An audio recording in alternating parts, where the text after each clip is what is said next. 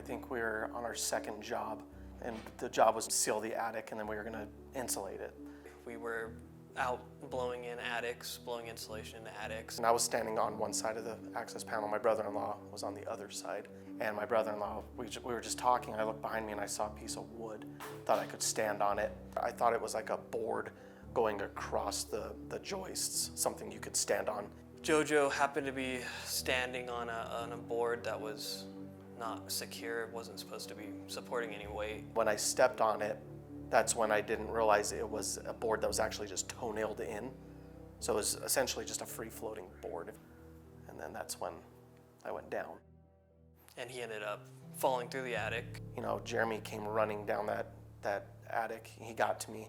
It was like he was awake, but he wasn't awake. Tried to stabilize him and called the ambulance right away.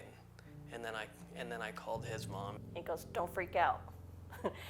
Okay, you don't start a phone call with "don't freak out," you know, and I'm like, "Why, what happened?" He says, "JoJo fell."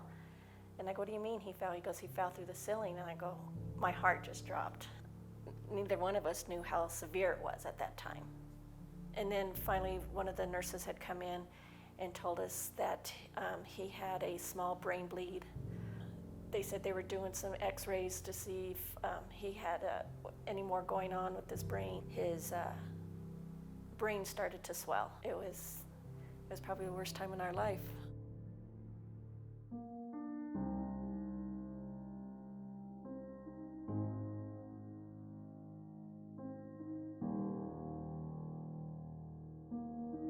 So I was in the coma for 18 days, and I want to say from the day of the accident to the day I woke up would have been a total of 5 weeks, and I didn't know where I was, couldn't figure out why I couldn't walk, didn't know why my vocal cords no longer worked. I was very confused. And so when I woke up and I didn't know where I was, people explained the story to me. It wasn't easy. I was very depressed in that time. It was confusing. It was honestly very scary.